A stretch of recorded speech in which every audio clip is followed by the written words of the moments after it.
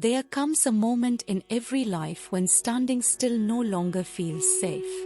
It begins to feel like you're drowning.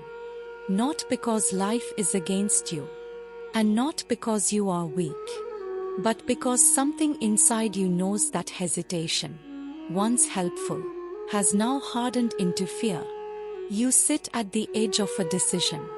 Your heart is racing, your mind is spinning, and you keep waiting for perfect clarity to arrive. You try to calculate every risk. You try to protect everyone's feelings. You try to please every voice around you. But the more you wait, the heavier it gets. And the weight doesn't come from the world. It comes from within. This is the battlefield Arjuna stood on.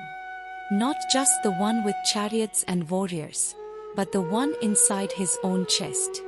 A place where his duty and his doubt were fighting quietly, but fiercely. He looked across the field and saw faces he loved.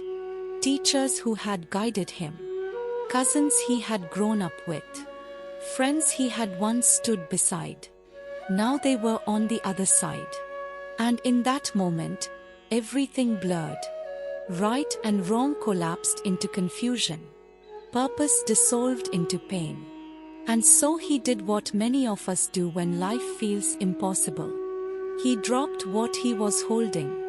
He sunk to the ground. And he said the words most of us have felt but rarely say out loud. I don't think I can do this anymore. I don't know what's right. I just want to disappear. And what did Krishna say in return? Did he comfort him gently? Did he say, rest for a while, and clarity will come? No. He said, arise, O Arjuna. Take up your arms. It wasn't a harsh command. It wasn't impatience. It was a reminder that the purpose of life is not to wait until we feel ready. It is to move toward what is right, even when our hands are shaking. Because clarity doesn't always come before action. It often comes through it. Krishna wasn't asking Arjuna to fight blindly. He was asking him to remember who he was. Not the fear, not the confusion, but the fire beneath it. A soul that was never meant to stay down. A heart built to move forward, even when the path feels uncertain.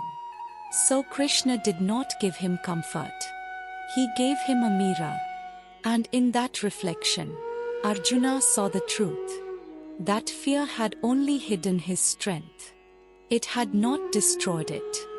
And this moment isn't just a story from the past. It lives in us, right now. You felt it, in your own way. You felt it in those moments when your voice trembled before you spoke the truth. You felt it when a decision asked you to step into something bigger, and you hesitated. You felt it when your heart knew what was right, but your mind whispered, not yet. And in those moments, doubt becomes loud. What if I'm wrong? What if I hurt someone? What if I lose everything? But Krishna's voice still echoes. Not just from ancient scripture, but from somewhere inside you. And it does not say, ignore your fear. It does not say, push past the pain. It says something deeper. Move forward with courage. Let your action be honest. Let your heart stay steady. And remember why your soul came here in the first place. Because the real danger is not in acting boldly. The danger is in slowly losing yourself while waiting too long to act. There are so many people who spend their whole lives sitting just outside their own strength, waiting for someone else to say, it's time. But Dharma doesn't wait for permission. It waits for presence. It asks you to show up, even when your hands are still shaking. It asks for trust, not in outcomes, but in the purity of your action. That's what Krishna teaches. Not to act for the result, but to act because the action itself is sacred. And sacred action demands boldness, not loudness, not arrogance, just quiet, steady boldness, the kind that says, I know who I am, and I know what I must do. Because when you stay stuck in hesitation, you don't just delay the future. You begin to forget your own power. You felt it before. The moment when you stayed silent, even though your heart burned with truth. The moment you backed away, even though your soul was asking you to stand. The moment you chose comfort over courage, and something inside went quiet. That's the moment Krishna speaks into. He doesn't whisper. He doesn't comfort. He cuts through the fog and says, you are not lost. You are afraid. And your fear is lying to you. It lies when it says waiting is safer. It lies when it says doubt is wisdom. It lies when it says playing small is honorable. And that's why Krishna's words are so direct. Not because they are harsh, but because the soft lie of delay would hurt more in the long run. Arise, O Arjuna. Pick up your arms. Because sometimes, comfort can numb you more than conflict. And what you really need is truth, not reassurance. The longer you stay in that place of inaction, the more your strength starts to feel like a burden instead of a gift. You begin to believe you are fragile. You begin to believe you are lost. You begin to forget that every soul came here with purpose. And that purpose was never meant to hide. You came to rise. Not once, not perfectly, but again and again. Every time life pushes you down. Every time fear tells you to wait. Every time the voice inside says, not now.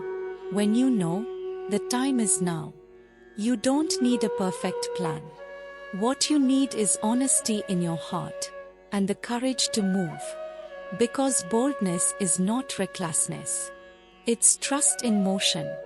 It is your soul refusing to shrink. It is you choosing to rise. The Gita teaches that when your action is grounded in dharma, it becomes sacred. And sacred action must be taken with clarity, not hesitation, not fear disguised as politeness. That kind of boldness is rare. But it's what this moment is asking from you. It's not about being certain. It's about being true. So if you've been waiting for a sign, this is it. Not a miracle. Not a guarantee. Just a reminder that hesitation is not dharma. Delay is not wisdom. And clarity is found not by waiting, but by walking. So take the step. Speak the truth. Do what is difficult. And rise again. Not because it's easy, but because it's right. That is the boldness Krishna called for. That is why the Gita still echoes with the same message. Arise, O Arjuna. Pick up your arms. You were never meant to hide.